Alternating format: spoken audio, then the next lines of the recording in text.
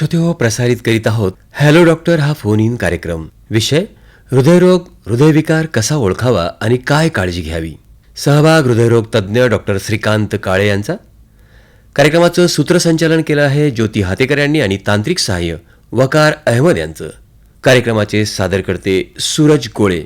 या कार्यक्रमाला प्रायोजकत्व लाभलं आहे सूरज रविकुमार दुबे यांचं.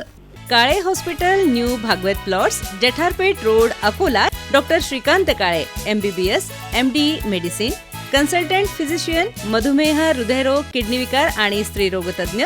काळे हॉस्पिटलला उपलब्ध सुविधा 10 बेड ऑक्सिजन ICU सह 2 ventilator, nebuliser, special room, general ward, ECG, 2D echo, suction machine, oxygen, defibrillator, syringe pump, प्रसूतीपूर्व आणि पश्चात तपासणी तसंच उपचार, किशोरवयीन समस्या मार्गदर्शन, नॉर्मल डिलिव्हरी आणि सिझेरियन सेक्शन, कुटुंब नियोजन मार्गदर्शन आणि शस्त्रक्रिया तसंच वंध्यत्व निवारण. अधिक माहितीसाठी आपण संपर्क साधू शकता 8600007921 या मोबाईल क्रमांकावरती. फोन नंबर पुन्हा एकदा ऐका 8600007921. हॅलो डॉक्टर, आरोग्यविषयक शंकांचं थेट डॉक्टरांकडून निरसन. Hello doctor.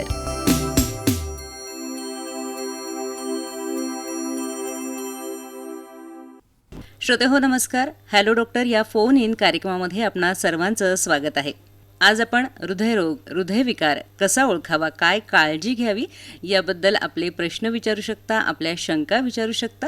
आपल्या प्रश्नांना उत्तरं देण्यासाठी हृदयरोग तज्ज्ञ डॉक्टर श्रीकांत काळे आकाशवाणी अकोला केंद्राच्या स्टुडिओमध्ये उपस्थित आहेत. नमस्कार डॉक्टर. नमस्कार.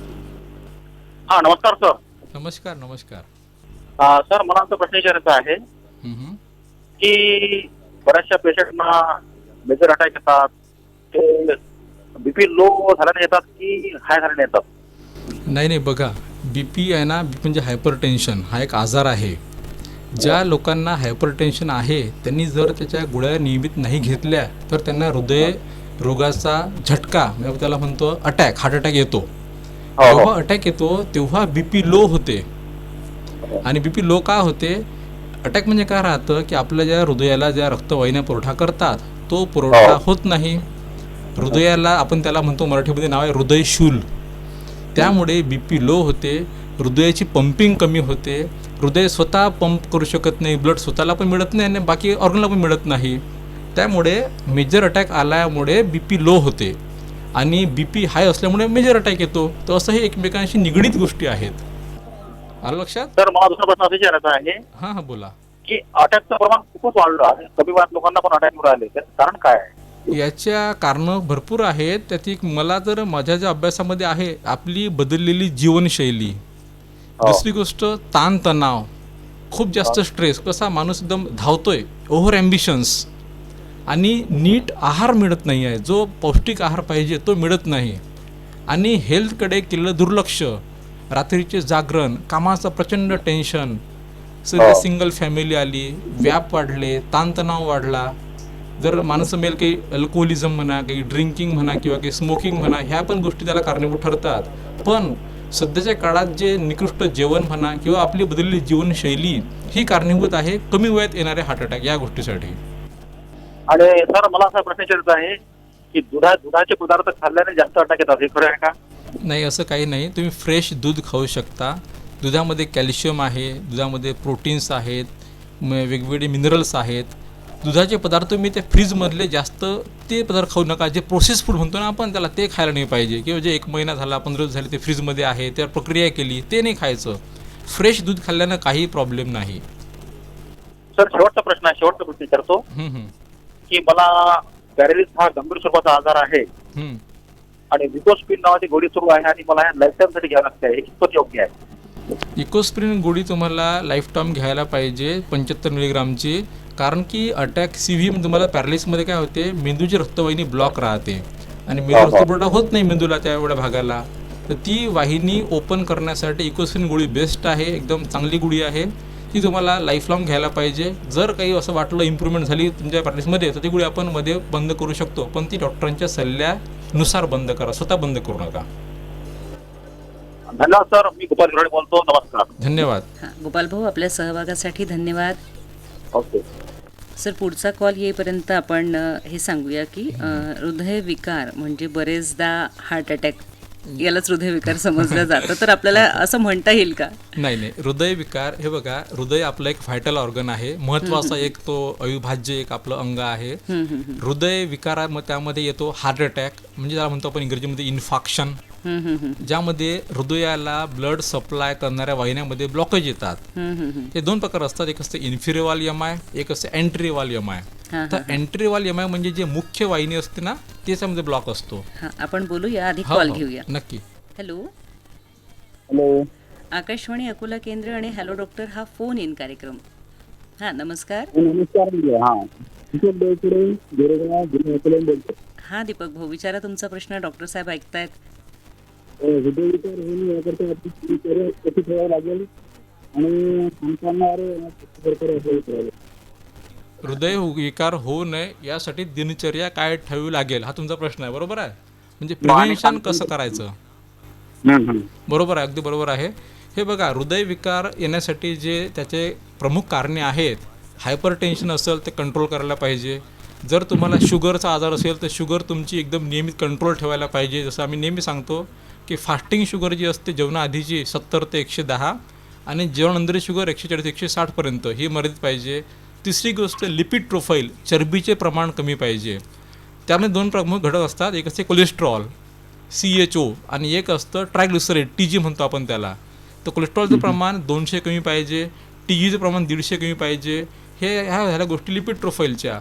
तिसरी गोष्ट मी मगाशी बोललो, मी काय श्रोत्यांना सांगितलं आम्ही की ताणतणाव, स्ट्रेस नको घ्यायला तुम्ही.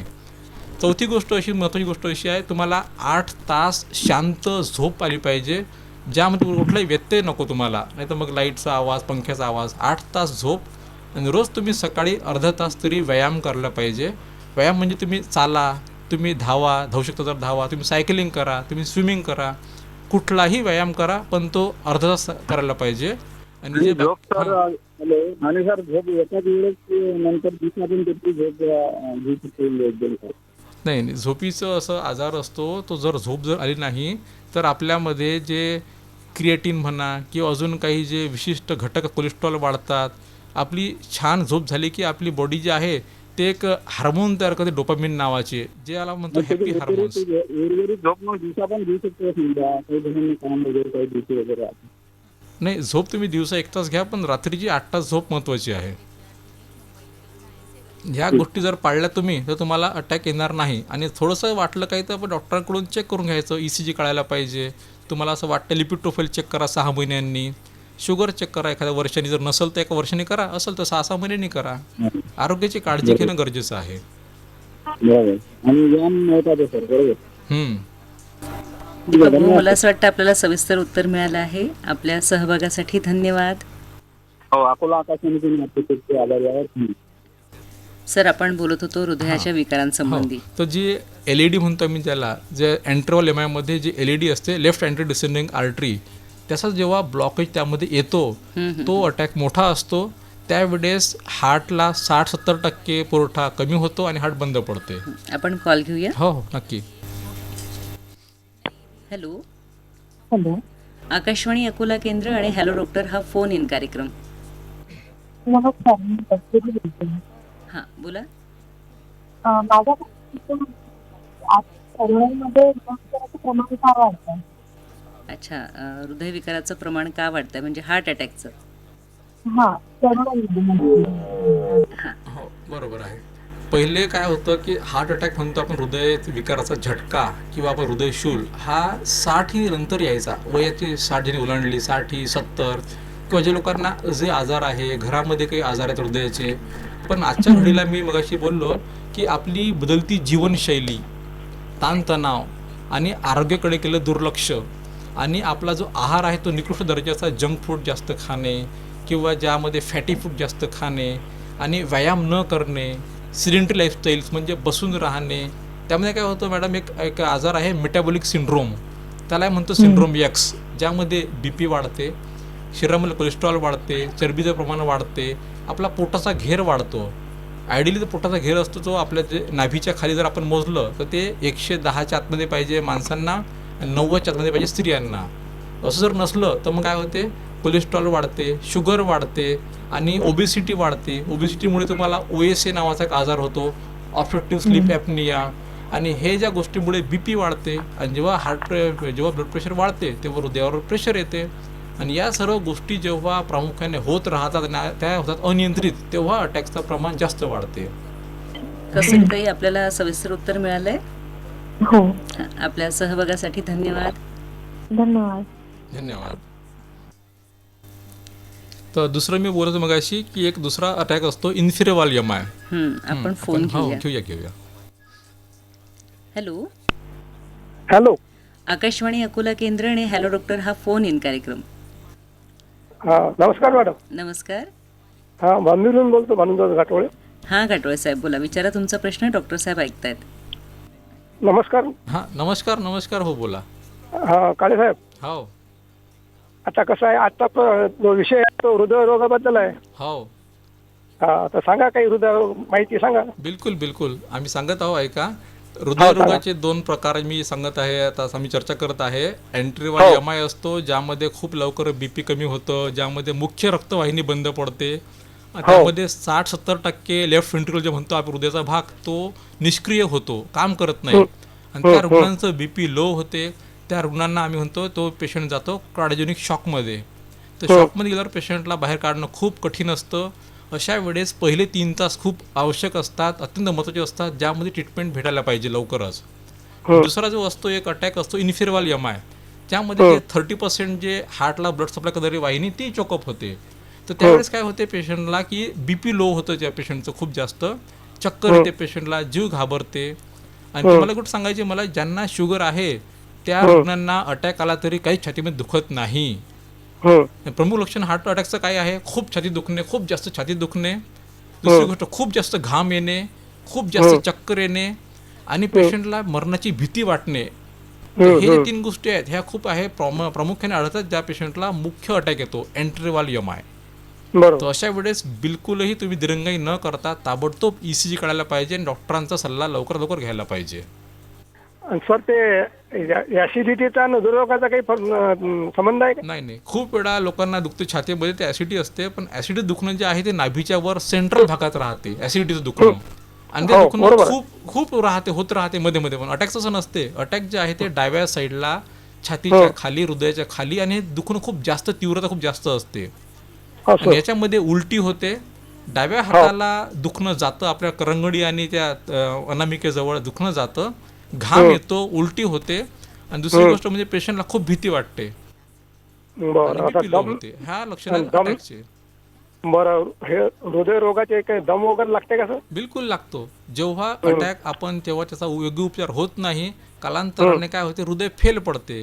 फेल म्हणजे पंपिंग करत नाही. तुम्हाला मराठीमध्ये सांगतो की आपलं हृदय जे आहे ना ते आपली मोटर आहे शेतामधली. आपलं फुफ्फुस म्हणजे आपली विहीर आहे. आता जेव्हा मोटर काम करत नाही, पाणी राहते विहिरीत, तर सेम आपल्या बॉडीमध्ये होते. आपलं ब्लड जमा होते आपल्या फुफ्फुसामध्ये. मग पेशंटला दम लागतो, चाललं की दम लागतो, बसल्या दम लागतो, झोपलं की दम लागतो. आणि त्याला मग गुलाबी रंगाचा कफ पडतो, कफ मध्ये ब्लड पण पडते. हे लक्षण आहेत हार्ट फेल्युअरचे. आलं लक्षात तुमच्या? टेस्ट कोणत्या सर मग हृदयाच्या? सर्वात पहिले तुम्हाला करायला पाहिजे ECG. हा नॉन इन्व्हेसिव्ह आणि एकदम स्वस्त आणि व्यवस्थित टेस्ट ज्यामध्ये हार्टची कंडिशन समजते, अटॅक आहे का नाही आहे. दुसरी टेस्ट असते इकोकार्डिओग्राफी. इको म्हणजे आपण हृदयाची सोनोग्राफी. तिसरी टेस्ट राहते एक CPK-MB, trop I, trop T, lipid profile. ह्या गोष्टी ज्या आहेत ह्या ब्लड टेस्ट आहेत ह्या, तर ह्या करायला पाहिजे. पण सर्वात तुम्हाला व्यवस्थित टेस्ट असते अटॅकची, ती असते ECG, इलेक्ट्रोकार्डिओग्राम. हा ना सर, ते लिपिड प्रोफाईल जे आहे की नाही, हा, तर ज्या वेळेस आपल्या नसाईमध्ये ते ब्लड जे चोकअप होतात, हा, तर त्यावेळेस आपलं ते लिपिड प्रोफाईलचा टेस्ट घेतो, LDL, LDL. बिलकुल. हा, तर त्यासाठी ते गोळ्या वगैरे असतात, ते ॲट्रोइज वगैरे चालू आहे सर मला. बरं. मग चांगली आहे का ते ॲट्रोइज? हो, ॲट्रोवास्टेटिन गोळी आहे, लिपिड प्रोफाईलसाठी असते ती, लिपिड कमी करते गोळी ती गोळी डॉक्टर सल्ल्यानुसार घ्या. आणि 6-6 महिने तुमचं लिपिड प्रोफाईल चेक करा, ब्लड चेक करा. जर लेवल कमी आली तर आपण गोळी बंद किंवा अल्टरनेट डे घेऊ शकतो. सर मग डेअरी फायलिंग घेतली तर डेअरी फायलिंग गुढी काका दम्याची असतो, ज्यांना दमा म्हणजे फुफ्फुसा आजार, आपण म्हणतो दम लागला, ब्रॉन्किल अस्थमा, हे वेगळं आहे. हा कार्डियाक अस्थमा मी बोलतोय, हे हार्ट फेल्युअरचं बोलतोय. तुम्ही जे डेअरी फायलिंग गुढी आहे ती ब्रॉन्किल अस्थमाची आहे, दम्याची गुढी आहे ती. मला डेअरी फायलिंग फुफ्फुसावर काम करते, ॲट्रोस्टॅटिन लिक्विडवर काम करते, दोन्ही गोळ्या घ्या. हां धन्यवाद सर.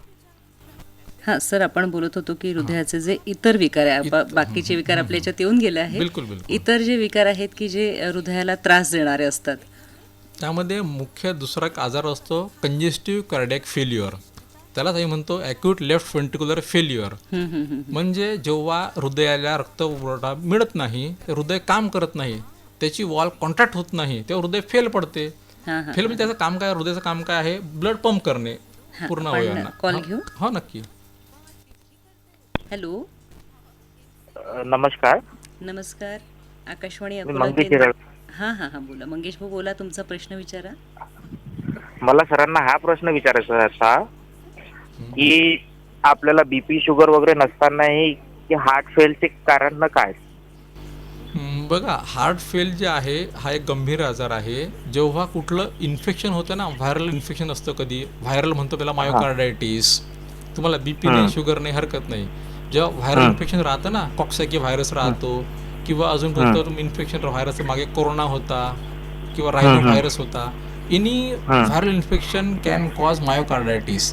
आणि जेव्हा हा मायोकार्डायटिस जो आहे हृदयाचा आजार, आपण तो गंभीर स्वरूप जेव्हा होतो, जेव्हा इलाज करत नाही, तेव्हा मग तुमचा हार्ट फेल व्हायला सुरुवात होते. आणि हार्ट फेलचं सर्वात पहिलं कारण तुम्हाला असते, चालताना तुम्हाला दम लागतो. हळूहळू हा दम एवढा जास्त वाढतो, तुम्हाला बसताना पण दम वाटतो आणि तुम्हाला झोपताना पण दम लागतो. तर अशा वेळेस तुम्हाला पायावर सूज येते, ठीक आहे, चेहरा सुजतो, अंगावर सूज येते नंतर. तर अशा प्रकारे नॉट ओन्ली हायपर टेन्शनच नाही, शुगरच नाही, तर व्हायरल इन्फेक्शन, ॲनिमिया, रक्ताची कमतरता याने हार्ट फेल्युअर होते. किंवा खूप फ्लूइड ओव्हरलोड, जास्त पाणी पिलं किंवा सलाईन खूप जास्त घेतलं एखाद्या वेळेस, आपला EF कमी असताना, त्याने हार्ट फेल्युअर होतो. हार्ट फेल्युअरचे कारण भरपूर आहेत, पण मुख्य कारण आपण म्हणतो शुगर, बीपी, व्हायरल इन्फेक्शन किंवा ॲनिमिया. ॲनिमियानं ट्रिगर होते, म्हणजे थोडंसं हार्ट फेल्युअर होते, जास्त होते ॲनिमियाने. आणि ओल्ड एज, काही लोकांना त्या वयानुसार हार्ट फेल होते, वयानुसार मसल वीक बनतात. लक्षात ह्या खूप गोष्टी आहेत त्याच्यात. आणि सर मला असं विचारायचं होतं की आपण ज्या लस घेतलेल्या आहेत त्या कारणामुळे पण ते हार्ट फेल होऊ शकतं का, की असं काही आहे का? कोविडच्या लसीबद्दल असं हार्ट फेल मी पेशंट नाही पाहिले अजून. थोडं शुगर कमी असतं, शुगर वाढलं काही पेशंटचं, रुग्णांचं काही, पण हार्ट फेल लसून झालं असं मी तर काही पेशंट बघितलं नाही अजून. बरं, चालेल. ओके मंगेश भाऊ, आपल्या सहभागासाठी धन्यवाद. धन्यवाद. सर, आपण बोलत होतो की हृदय जे आहे ते संपूर्ण याला रक्तपुरवठा करतं. हां. तर जेव्हा पंपिंग करतं, तेव्हा पंपिंग करल्यामुळे काय होतं, पूर्ण बॉडी अवयवांना रक्त मिळते, म्हणजे हृदयाला ब्लड भेटत नाही, तेव्हा ते हार्ट फेल होते. फेल झालं म्हणजे त्याला ब्लड पुरवठा भेटत नाही, मेंदूला ब्लड सप्लाय होत नाही, बाकी आपले अवयव आहेत, पोटामधले आतडे आहेत, जठर आहे, किंवा आपले पाय, हात म्हणा, मेंदू म्हणा, या सर्वांना मेंदूला ब्लड पाहिजे. हां, आपण कॉल घेऊ. हो नक्की. Hello. Hello, Akola Akashvani. Hello doctor, हा फोन इन कार्यक्रम. मी बोला, काय नाव आहे आपलं? वैशाली काळे बोलते, पाथरीवरून. हां, बोला वैशाली ताई. नेहमी आपण धडधड वाढली की असं म्हणतो आपण की बीपी वाढला असं म्हणतो आपण. हां. पण जेव्हा खरोखर बीपीचा त्रास होतो तर ती धडधड म्हणजे गंभीर लक्षण वगैरे मानता येऊ शकतात का ते? नक्कीच, तुमचा प्रश्न चांगला आहे. हे बघा ताई, धडधड वाढणे म्हणजे आम्ही त्याला म्हणतो पाल्पिटेशन. आपले नॉर्मल जे हृदयाची गती असते ना, ती 70 ते 80 आपण प्रामुख्याने घेतो, पण ते 60 ते 100 आम्ही ठोबळ मारणे मानतो, हे नॉर्मल आहे. धडधड म्हणजे तुम्हाला मुख्य कारण असतं अँझिटी, भीती वाटणे. एखादा स्टेजवर जायची भीती वाटते, एखाद्या 4 चौकात बोलायची भीती वाटते, कोणाला मोठ्या आवाजाची भीती वाटते. अशा वेळेस धडधड वाढते आणि तुमची जी नाडीचे ठोके आहेत, पल्सरेट 100, 150 पर्यंत जातात, पण ते काही वेळानं नॉर्मल येतात. तर हे ॲबनॉर्मल नाही, हे नॉर्मल आहे. पण जर तुमचे काही त्रास नसताना तुम्हाला रेस्टिंग म्हणजे घरी बसताना पण ठोके वाढत असतील, धडधड होत असेल, ते 2 कारणं आहेत. एक असते आजार असतो SVT, सुप्रा व्हेंट्रिक्युलर टायकार्डिया म्हणतो आम्ही त्याला, आणि दुसरा एक आजार असतो थायरोटॉक्सिकोसिस, म्हणजे थायरॉइडचा आजार. तर अशा वेळेस तुम्हाला मी सांगतो, जेव्हा तुम्हाला धडधड होते तेव्हा शांत राहायचा प्रयत्न करा. एक ECG काढून घ्यायचा, बेसलाईन ECG काढा तेव्हा, आणि थायरॉइड चेक करायला पाहिजे, T3 T4 TSH, जेणेकरून तुम्हाला थायरॉइडचा आजार आहे का किंवा हार्टचा आजार आहे का. हा थोड्या वेळासाठी सर, होणे मी थोडं नॉर्मल आहे. अनुवंशिक- बोला ना, त्याच्यामध्ये बोला. अनुवंशिकता पण असू शकते का बीपीमध्ये? काय म्हटलं? आई वडिलांना अनुवंशिकता पण असतं का? जसं समजा आई वडिलांना झाला असेल तर मुलामध्ये तो येतोच तो? हो हो, वयाच्या 40 नंतर जर हायपर टेन्शन असलं आईवडिलांना तर मुलांना ते वयाच्या 40 नंतर येतोय. अनुवांशिक राहते, हायपर टेन्शन राहते अनुवांशिक. बरोबर आहे तुमचं. It is genetic. आणि अजून एक प्रश्न होता सर माझा. माझ्या मिस्टरांचे 150 ते 100 असा बीपी आहे, पण त्यांना असं कोणता त्रास नाही, त्यांना दम लागत नाही, त्यांना अशी बीपी वाटत नाही, असं कोणताच प्रकार नाही, पण त्यांचा तो हाय बीपी मध्ये कन्वर्ट केला गेला. तर हे कशामुळे होऊ शकतं समजा? हे बघा, हायपर टेन्शनची कारणं भरपूर आहेत. मीठ जास्त खाणे, कमी झोप घेणे, ताणतणाव, बदलती जीवनशैली. पण जर बीपी 150-100 आहे तर तुम्ही त्यांचा इलाज करायला पाहिजे, डॉक्टर दाखवायला पाहिजे. कारण hyper tension is a silent killer. म्हणजे तुम्हाला सध्या वाटतं काही त्रास नाही, पेशंटला रुग्णाला कुठला त्रास काहीच नसतो, पण जेव्हा एंड ऑर्गन डॅमेज, झोप पण चांगली आहे, सगळं व्यवस्थित बरोबर आहे. आहे, पण जे वाढलेले आकडे आहेत ते ताई, ते 130-80 पाहिजे. वरचं बीपी 130 आणि खालचं 80 पाहिजे. याच्यावर जेवढं पण आहे ते ॲबनॉर्मल आहे. तुम्ही डॉक्टरांचा सल्ला घ्या आणि बीपी नियंत्रित ठेवा. कारण तुम्हाला त्रास सध्या नाही आहे, पण जेव्हा उशीर होईल यानं काय होतं, डोळे खराब होतात, नस तुटते मेंदूची, त्याला म्हणतो आयसी ब्लीड होते, याने किडन्या खराब होतात, याने हार्ट अटॅक येतो, हार्ट फेल्युअर होतो. तर हे आजार बाकीचे हळूहळू होतात. म्हणजे याला आम्ही म्हणतो सायलेंट किलर आहे. तर याचा इलाज तुम्ही करायला पाहिजे. ताई, आपल्या सहभागासाठी धन्यवाद. धन्यवाद. सर, इतर आजार जे आहेत की ज्यामुळे पण हृदयावरती परिणाम होतो, तर त्याबद्दल पण सांगा. बिलकुल. थायरॉइडचे आजार आहे, ज्याने हायपर टेन्शन होते. हायपोथायरॉइडमुळे हायपर टेन्शन होते. हायपर थायरॉइडमध्ये आम्ही बोललो त्यांशी झडझडी वाढते, SVT होते, PSVT होते, म्हणजे हृदयाचे ठोके वाढतात. ते जातात 100, 150, 200 पर्यंत जाऊ शकतात. आणि जेव्हा ते अनकंट्रोल जर राहिले असे ठोके जास्त, तर पेशंटला हार्ट फेल्युअर होऊ शकते. त्यामुळे ठोके पण कमी करणं गरजेचं आहे. आणि जास्त कमी पण नको ठोके. एकदम जर कमी झाले 60च्या, आपण त्याला म्हणतो 6 सायनस सिंड्रोम. म्हणजे आपण खाली जर गेलो 50-40, ते हृदयाची गती मंदावते. त्याने पण पेशंटला सिंकोप म्हणजे भोवळ येते, चक्कर येतो, हृदयाला मेंदूला ब्लड सप्लाय होत नाही आणि पेशंट जीवाला धोका होऊ शकतो अशा वेळेस पण. सर, आपण लक्षणं पण सांगितलीत, बहुतेक कारणं पण आपण सांगितलीत हृदयविकाराची. ज्यांना हृदयाचा कुठलाही विकार आहे, मुख्यतः अटॅक सदृश्य जे लक्षण असतात, तर ते पेशंट आपल्याला जास्त दिसतात किंवा त्याची भीती जास्त वाटते. तर अशा लोकांसाठी ज्यांचा बीपी जास्त आहे किंवा ज्यांना हे असले काही लक्षणं आहेत, तर त्यांनी जीवनशैली कशी ठेवली पाहिजे? बिलकुल, अगदी बरोबर. अशा लोकांनी पहिले तर आपलं ब्लड प्रेशर मोजायला पाहिजे, जे 130-80 खाली असायला पाहिजे. आपलं सिरम क्रिएटिन, जे किडनीचा आजार असतो, जो बीपीमुळे क्रिएटिन म्हणून वाढते, क्रिएटिन 0.7 ते 1 पर्यंत असते नॉर्मल, ते चेक करायला पाहिजे. लिपिड प्रोफाईल जे बोललो मी, त्यामध्ये LDL, ट्रायग्लिसराईड आणि HDL नावाचे 3 घटक असतात. तर HDL आपला फ्रेंड आहे. HDL जो आहे तो घटक 40च्या वर असायला पाहिजे. तो काय करतो, हृदयातलं कोलेस्ट्रॉल तो बाहेर नेतो लिव्हरमध्ये आणि बाहेर फेकून देतो. आणि LDL TG जे असतात ते आपले शत्रू आहेत. ते वाढले ते करत ते कोलेस्ट्रॉल जमा होते आपल्या रक्तवाहिन्यामध्ये, त्याने अटॅकचा धोका जास्त वाढतो. तिसरी गोष्ट असते एक सिरम होमोसिस्टिन लेवल आणि एक असतात C रिएक्टिव्ह प्रोटीन्स, HSCRP. तर ह्या सगळ्या गोष्टी कमी पाहिजेत आपल्या बॉडीमध्ये, जेणेकरून अटॅक येणार नाही. आणि मी जीवनशैलीबद्दल मगाशी बोललो की तुम्हाला 8 तास शांत झोप, healthy diet, regular exercise, regular routine blood check करायला पाहिजे. जर शुगर असेल तर शुगर कंट्रोलमध्ये ठेवा. फास्टिंग 70 ते 110, पोस्ट मील 160 पर्यंत. आणि आपल्या गोळ्या असतील त्या गोळ्या सुरू ठेवा डॉक्टरांच्या सल्ल्यानुसार. हॅलो, आकाशवाणी अकोला केंद्र आणि हॅलो डॉक्टर हा फोन इन कार्यक्रम. बोला, काय नाव आहे आपलं? माझं नाव राजेश सोनवणे. हां, विचारा सोनवणे साहेब, तुमचा प्रश्न डॉक्टर साहेब ऐकतायत. बरं. काय माझी बीपी 160 ते 175 दरम्यान राहते. हां हां. हॅलो,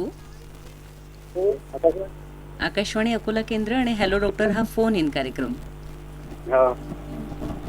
बोला, काय नाव आहे आपलं? माझं नाव राजेश सोनवणे. हां, विचारा सोनवणे साहेब, तुमचा प्रश्न डॉक्टर साहेब ऐकतायत. बरं. काय माझी बीपी 160 ते 175 दरम्यान राहते. हां हां. नाही, ही ॲबनॉर्मल आहे. मी आताच बोलत आहे की जे सिस्टोलिक बीपी असते वरचं ते 130 पाहिजे, डायस्टोलिक खालचं बीपी 80 पाहिजे. तुमचे 160, 175 हाय बीपी आहे. तुम्ही डॉक्टरांना दाखवून त्यांच्या सल्ल्यानुसार एखादी गोळी सुरू करायला पाहिजे बीपीची. बीपी कंट्रोलमध्ये ठेवा, कारण की बीपीचा आजार जो आहे तो वाढत जातो पुढे. 130 कमी बीपी तुम्ही टार्गेट ठेवा तुम्ही 130/80. गोळ्या चालू आहेत. आणि मग त्या गोळ्या थोड्या रिव्ह्यू करा. जर कमी जास्त असाय तर डॉक्टरना दाखवून द्या आणि गोळ्या व्यवस्थित करून घ्या. हो हो. चला, धन्यवाद आपल्या सहभागासाठी. सर, जाता आता काय संदेश द्याल श्रोत्यांना? श्रोत्यांना संदेश मला द्यायचा आहे की हायपर टेन्शन जो आहे हा एक सायलेंट किलर आहे, की ज्याला आपल्याला सध्या काहीच कळत नाही की मला बीपी आहे, हाय बीपी आहे. त्यांना रुग्णाला कुठलाही त्रास नसतो. पण जेव्हा टार्गेट ऑर्गन डॅमेज होते, जेव्हा मेंदू नस फाटते मेंदूतली बीपी जास्त झाल्यामुळे, किंवा डोळ्याची दृष्टी जाते बीपी हाय झाल्यामुळे, किंवा हार्ट फेल्युअर होते बीपीमुळे, किंवा अजून दुसरे त्रास होतात हार्ट फेल्युअर, तर ह्या गोष्टी टाळण्यासाठी तुम्ही तुमचं बीपी चेक करायला पाहिजे. आणि आपले आकडे know your numbers. BP should be 130/80, cholesterol less than 200, triglyceride less than 150, आणि जे मी बोललो HDL जे असतं आपलं मित्र आहे तो घटक पाहिजे 40च्या वरती. आणि ज्यांचं वय 40च्या वर आहे एकदा थायरॉईड चेक करा, एकदा शुगर फास्टिंग पोस्टमिल चेक करा घ्यायला पाहिजे एकदा. नियमित हेल्दी खा, जंक फूड खाऊ नका, हेल्दी राहा. श्रोते हो, आजच्या कार्यक्रमामध्ये आपण हृदयरोग, हृदयविकार कसा ओळखला पाहिजे आणि आपण काय काळजी घेतली पाहिजे यासंबंधी तुम्ही प्रश्न विचारले, तुमच्या शंकांचं समाधान करून घेतलं. आपल्या प्रश्नांना हृदयरोग तज्ज्ञ डॉक्टर श्रीकांत काळे यांनी उत्तरं दिलीत. आपण आजचा कार्यक्रम इथेच थांबवतो आहोत. पुन्हा आपण भेटणार आहोत पुढच्या कार्यक्रमामध्ये नवीन विषयासह. तोवर नमस्कार. नमस्कार. हॅलो डॉक्टर, आरोग्यविषयक शंकांचं थेट डॉक्टरांकडून निरसन. Hello doctor.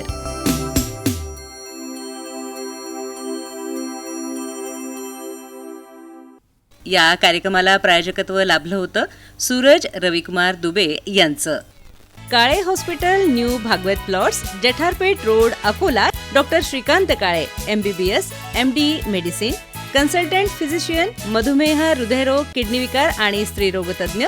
काळे हॉस्पिटलला उपलब्ध सुविधा: 10 बेड, ऑक्सिजन ICU सह 2 ventilator, nebuliser, special room, general ward, ECG, 2D echo, suction machine, oxygen, defibrillator, syringe pump, प्रसूतीपूर्व आणि पश्चात तपासणी तसंच उपचार, किशोरवयीन समस्या, मार्गदर्शन, नॉर्मल डिलिव्हरी आणि सिझेरियन सेक्शन, कुटुंब नियोजन, मार्गदर्शन आणि शस्त्रक्रिया तसंच वंध्यत्व निवारण.